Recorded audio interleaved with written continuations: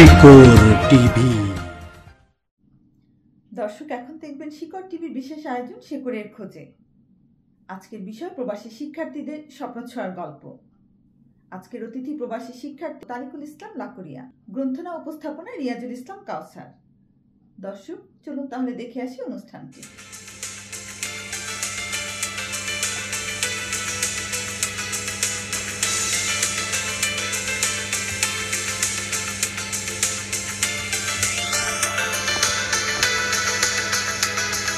সুপ্রিয় দর্শক, দেশ বিদেশের যেখান থেকে দেখছেন সবাইকে প্রীতি এবং শুভেচ্ছা জানিয়ে শুরু করছি আজকের শিকড় টিভির বিশেষ আয়োজন শিকড়ের খোঁজে অনুষ্ঠান।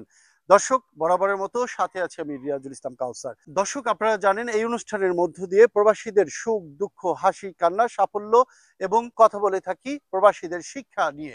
দর্শক, আজও তার ব্যতিক্রম নয় এবং আমাদের সাথে থাকেন একজন অতিথি। দর্শক, আজকেও আমাদের সাথে একজন অতিথি রয়েছেন যিনি ইতালিতে বড় হয়েছেন, যিনি ইতালিতেই ইঞ্জিনিয়ার হিসাবে কর্মরত রয়েছেন। আমাদের সাথে আছেন ইঞ্জিনিয়ার তারিকুল ইসলাম লাকুরিয়া। চলুন তার সাথে পরিচিত হই। আসসালামু আলাইকুম, আপনাকে স্বাগত জানাচ্ছি শিকড় টিভির আয়োজনে। কেমন আছেন? ওয়ালাইকুম আসসালাম। আসসালামু আলাইকুম। আলহামদুলিল্লাহ ভালো আছি। আপনি কেমন আছেন? আলহামদুলিল্লাহ, আমিও ভালো আছি। আশা করি আমাদের দর্শকরাও ভালো আছে। দর্শক, কথা না বাড়িয়ে চলে যাই আজকের আমাদের আমন্ত্রিত অতিথির সাথে কথোপকথনে, যিনি এখানেই স্কিল হিসাবে নিজেকে তৈরি করেছেন।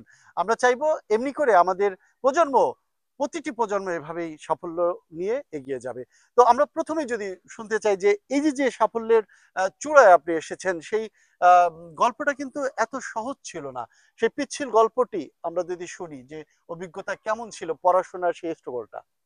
আমি ইতালিতে ছোটকাল থেকে পড়ি, যেটা বাংলাদেশে হলো কিন্ডারগার্টেন কেজি বলে, তখন থেকে হলো ইতালিতে পড়াশোনা করি।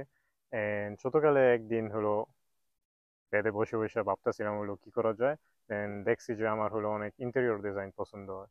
তারপরে আস্তে আস্তে দেখছি যে ড্রয়িং করতে পছন্দ হয় এন্ড ম্যাথ করতে পছন্দ হয়। তারপরে ভাবলাম যে কি কাজে হলো ড্রয়িং করতে হয়, ম্যাথ করতে হয়, এন্ড বাইর করছিলাম আর্কিটেকচার। দেন হলো বড় হইতে হইতে আর্কিটেকচার রাস্তাটা একটু বাদ দিয়ে হলো ইঞ্জিনিয়ারিং রাস্তা দিয়ে গেছি, কিন্তু ছোটকালের যে সব স্বপ্ন ছিল ওইসব স্বপ্ন অলসো ইঞ্জিনিয়ারিং এ করা অনেক যায়। স্ট্রাগল তো করতে হয়েছে।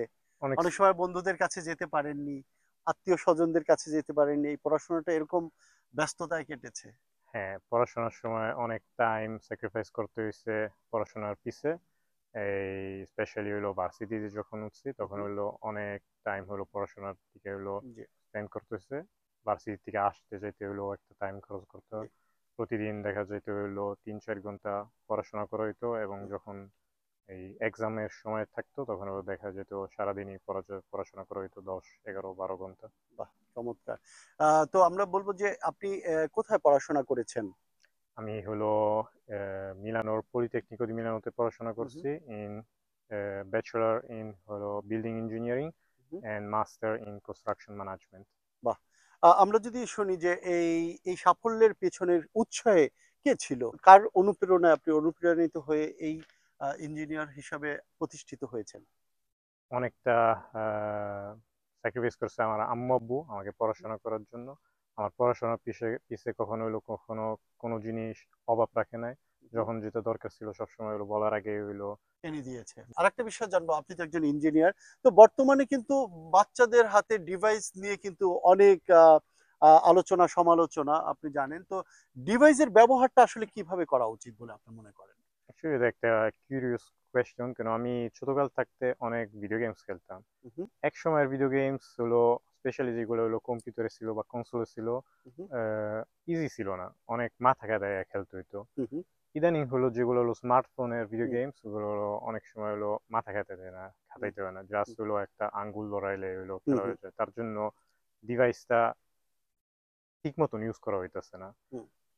ডিভাইস খারাপ না, ডিভাইস ডিভাইস নিয়ে হলো ভালো কিছু করা যায়, কিন্তু হলো মা বাপের দায়িত্ব আছে গাইড করা ছেলে মেয়েদেরকে, জোয়ান সন্তানকে হলো ভালো মতন যেত ডিভাইসটা ইউজ করতে পারে অলসো কাজের জন্য। জি, অসংখ্য ধন্যবাদ। আমরা অনুষ্ঠানের শেষ পর্যায়ে চলে এসেছি। প্রবাসী দর্শকদের জন্য কি বলার আছে এবং আমাদের বাংলাদেশকে নিয়ে আপনার ভাবনাটা শুনবো।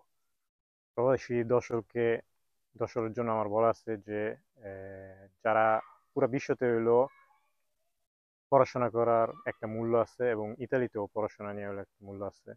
যারা হইলো স্টেম সাবজেক্ট নিয়ে পড়াশোনা করতেছে, তার মানে হলো science, technology, engineering and medicine, তাদের জন্য ইউরোপেও চাকরি আছে, কাজ আছে। কিন্তু মেইন একটা ফ্যাক্ট হলো ভাষা জানতে হয়। ইউরোপে ইতালিতে, স্পেন, জার্মানে হলো ইটালিয়ান, স্পেনিশ আর জার্মানি ভাষা না জানলে হলো চাকরি করতে একটু টাফ হয়ে যায়, বা ভাষার অবস্টাকলটা ওভারটেক করার পরে হলো অনেক সহজ হয়ে যায় চাকরি পাওয়া। জি, অসংখ্য ধন্যবাদ দর্শক। এই ছিল আজকের আমাদের শিকড় টিভির আয়োজন। যে যেখান থেকে দেখছেন সকলকেই শুভেচ্ছা জানিয়ে বিদায় নিচ্ছি, এবং আমাদের এই অনুষ্ঠানের মাধ্যমে আশা করব আপনারা উপকৃত হবেন, তাহলেই আমাদের এই অনুষ্ঠানের সাফল্য। দর্শক, আজ এ পর্যন্তই। সাথে ছিলাম আমি রিয়াজুল ইসলাম কাউসার। আগামী অনুষ্ঠান দেখবার আমন্ত্রণ রেখে সে পর্যন্ত আপনারা ভালো থাকুন, সুস্থ থাকুন, সুন্দর থাকুন, এই প্রত্যাশায় সবাইকে শুভরাত্রি।